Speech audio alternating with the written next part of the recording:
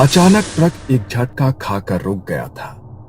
आगे बढ़ती सड़क पर सन्नाटा फैल गया था और ट्रक की हेडलाइट्स अब भी उस वीरान काले रास्ते को टटोल रही थी। रणवीर ने हैंडल कसकर पकड़ा और झुंझलाते हुए नीचे उतर गया। महेश, जो बगल में सो रहा था, झटका लगते ही जाग गया और खिड़की से झांका। क्या हुआ रे भाई? अरे यार, लगता है कुछ फंस गया है नीचे, देखता हूं। रणवीर और उसका साथी महेश दोनों उत्तर भारत के एक ट्रांसपोर्ट कंपनी के लिए ट्रक चलाते थे। लंबी दूरी की रात की ड्यूटी उनका रोज का काम था। उस रात भी वो एक पुराने जंगल वाले रास्ते से गुजर रहे थे जो हरियाणा और राजस्थान की सीमा को जोड़ता था। समय था रात के लगभग 2:30। चारों ओर घना जंगल और बीच में पतली टूटी फूटी सड़क। ट्रक के हेडलाइट्स के अलावा कहीं कोई रोशनी नहीं थी। रणवीर गाड़ी चला रहा था और महेश बगल वाली सीट पर ऊँघ रहा था। अबे, ये कौन सा रास्ता पकड़ लिया है तूने? ये तो बड़ा सुनसान है। अरे ये शॉर्टकट है, जल्दी पहुंच जाएंगे। डर मत, जंगल है, भूत नहीं। लेकिन शायद रणवीर को नहीं पता था कि इस जंगल में सिर्फ पेड़ नहीं रहते थे। अचानक ट्रक से एक अजीब सी घड़घड़ाहट की आवाज हुई और इंजन बंद हो गया। ट्रक वहीं रास्ते के बीचों बीच रुक गया। लो, कर लो बात, अभी सर्विस करवाई थी, ये क्या हो गया? रणवीर नीचे उतरा और बोनट खोलने लगा। महेश भी साथ उतरा, लेकिन उसका ध्यान अचानक दाहिनी ओर खिंचा। सड़क के किनारे झाड़ियों के बीच एक सफेद कपड़ों में लिपटी कोई औरत झुकी हुई बैठी थी। उसके बाल खुले थे और चेहरा ढका हुआ था। भाई भाई, ऊपर आजा जल्दी। क्या हुआ अब? रणवीर भाई, वहां कोई बैठा है। औरत है शायद, सफेद कपड़ों में, मगर हिल भी नहीं रही है। देखना। रणवीर ने देखा तो पहले हंसा, लेकिन जब उसने ध्यान से देखा तो वो आकृति बिल्कुल भी हिल नहीं रही थी। अरे, साया लग रहा है, मगर जो भी है उतरना जरूरी है। ट्रक स्टार्ट नहीं होगा तो अटक जाएंगे। महेश डर के मारे सीढ़ियां चढ़कर कैबिन में घुस गया और दरवाजा बंद कर लिया। रणवीर अब ट्रक के नीचे झुककर खराबी ढूंढने लगा।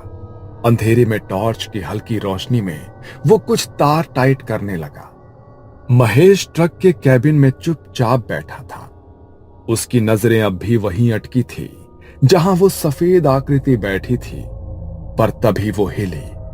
सफेद साड़ी में लिपटी वो परछाई एकदम झटके से खड़ी हो गई, जैसे किसी ने ऊपर से खींचकर उसे उठा दिया हो। उसकी हरकतें अजीब थी, बिल्कुल इंसानों जैसी नहीं थी। उसकी गर्दन एक तरफ अजीब ढंग से झुकी हुई थी, जैसे टूट चुकी हो। महेश की सांसें थम गई। वो उसे देख ही रहा था, तभी उसने अपना चेहरा उठाया। चेहरे पर काले बिखरे बाल जो आंखों से लेकर होठों तक झूल रहे थे। चेहरा नहीं दिखा, सिर्फ साया, और वो सीधा ट्रक की ओर धीरे धीरे बढ़ने लगी। कोई आवाज नहीं, पर उसके चलने से पेड़ के नीचे गिरी सूखी पत्तियां चरमराने लगी। हर कदम के साथ पत्तों की आवाज और भी करीब आती जा रही थी। भाई, ये क्या देख रहा हूं मैं? वो जैसे आंखें झपकाना ही भूल गया, पर अचानक उस औरत ने महेश की ओर सीधा देखा, ऐसे जैसे वो समझ गई हो कि वो उसे घूर रहा है।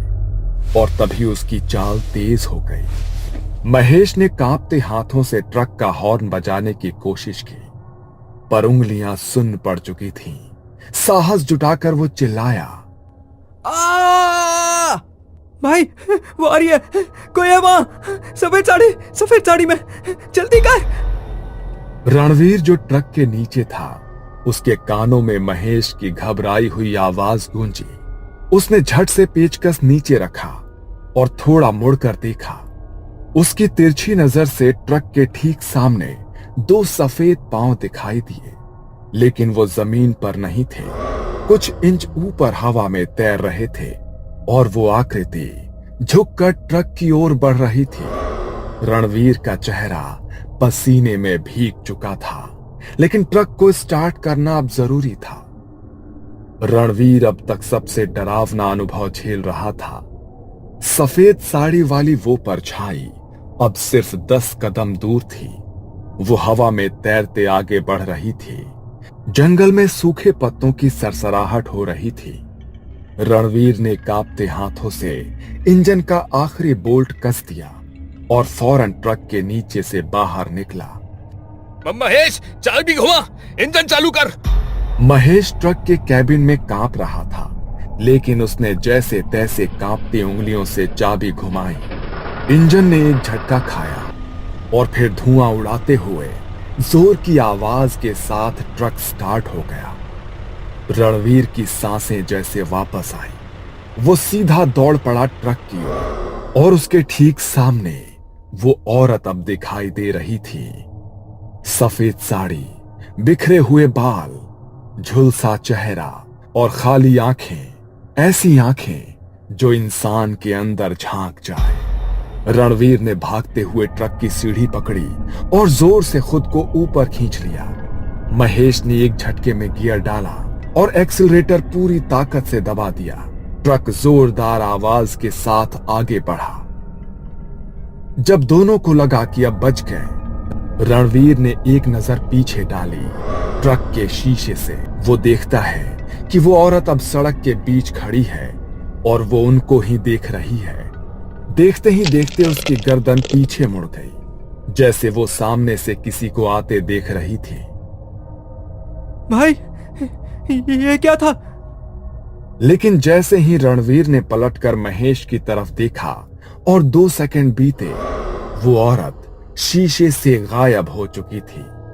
दोनों ने एक दूसरे को देखा। सांसें अभी भी तेज थी, पर दिल को तसल्ली थी कि पीछा छूट गया। लेकिन नहीं, ट्रक तेजी से जंगल की सड़क पर दौड़ने लगा। दोनों की सांसें तेज थी और चेहरे पर पसीना।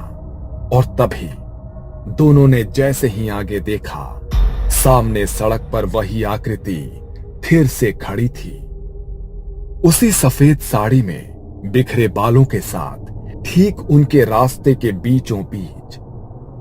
भाई, कहीं ये छलावा तो नहीं है? महेश ने जैसे तैसे गियर बदला और ट्रक आगे बढ़ा। रणवीर ने डर के मारे शीशे से देखना बंद कर दिया, पर सड़क अभी भी वैसी ही लग रही थी, एक सकरी अंधेरे में ढकी, दोनों ओर सूखे पेड़ और हल्की धुंध। हर कुछ समय में वही सारे नजारे वापस आ रहे थे। वही मोड़, वही पेड़ और वही मोड़ पर खड़ी वो औरत। भाई, हम ये रास्ता पार कर चुके थे ना? हाँ, पर ये फिर से कैसे? सड़क बदल नहीं रही थी। उनके मोबाइल में भी कोई सिग्नल नहीं आ रहा था ताकि वो मैप देख सकें। और जैसे ही ट्रक ने अगला मोड़ काटा, वो औरत फिर सामने, वही सफेद साड़ी, वही खुले बाल, लेकिन वो इस बार ट्रक के करीब आ रही थी, तेज तेज। उसके पैर अब हवा में नहीं थे, वो दौड़ रही थी। रणवीर ने झटके से हैंड ब्रेक खींचा और ट्रक को रोक दिया। महेश ने आंखें बंद कर ली। सामने अचानक कुछ नहीं था, चारों तरफ घुप सन्नाटा। फिर कुछ लाल बूंदें फ्रंट ग्लास पर गिरी। दोनों ने देखा, लाल रंग, खून की बूंदें। महेश, तूने भी देखा? ट्रक के ऊपर कुछ चल रहा है। ट्रक की छत पर भारी कदमों की आवाजें। कोई झुककर ट्रक को देख रहा था ऊपर से। रणवीर ने कुछ पल के लिए आंखें बंद की और कुछ बुदबुदाया। ओम नमः शिवाय, ओम नमः शिवाय, ओम नमः शिवाय। महेश भी धीरे धीरे हनुमान चालीसा बोलने लगा। तभी सब शांत। किसी ने मानो छत से छलांग लगाई हो। धप! महेश ने फिर ट्रक चालू किया। ट्रक अब धीरे धीरे आगे बढ़ रहा था। आगे पीछे कुछ दिखाई नहीं दे रहा था, बस वही टूटी सड़कें, वही मुड़े हुए पेड़ और पीछे अंधेरे में कहीं गायब होती वो सफेद साड़ी वाली परछाई। रणवीर और महेश दोनों का चेहरा पीला पड़ चुका था। आंखें नींद से नहीं, डर से लाल थी। भाई, ये जगह हमें छोड़ ही नहीं रही है। ये तो पक्का चला हुआ है।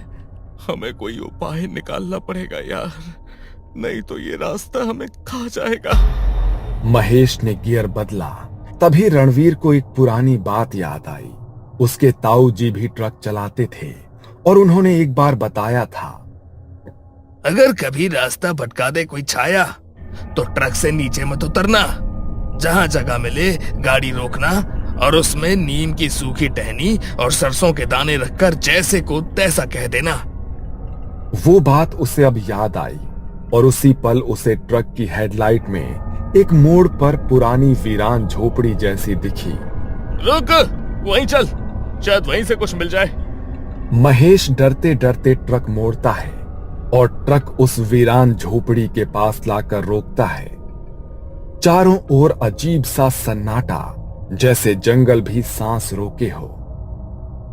रणवीर ने जेब से नींबू और हल्दी की एक छोटी थैली निकाली। ट्रक ड्राइवरों के बीच ये आम बात है, वो अक्सर बुरे समय के लिए रखते हैं। महेश वहीं ट्रक के अंदर माला पकड़कर हनुमान चालीसा पढ़ने लगा। रणवीर झोपड़ी के आसपास गया और उसे एक नीम का सूखा पेड़ दिखा। उसने नीम की टहनी तोड़ी और ट्रक के बगल में एक छोटी लोहे की थैली में सरसों के दाने रखकर जलाया। वो टहनी बीच में रखकर जोर से बोला, जिसे जो चाहिए वो ले ले, पर रास्ता छोड़ दे। अब तू भी चला जा और हमें भी जाने दे। उसके शब्द जंगल में गूंज उठे और उसी पल हवा थम गई। महेश ने फिर से ट्रक शुरू किया। हेडलाइट तेज जलने लगी, मानो बिजली वापस लौट आई हो।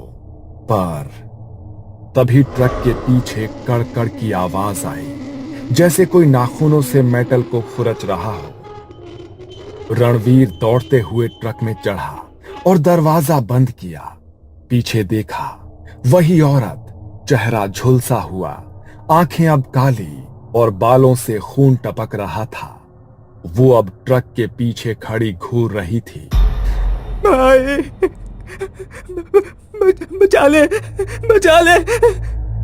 रणवीर ने महेश को हटाया और खुद ड्राइविंग सीट पर बैठा।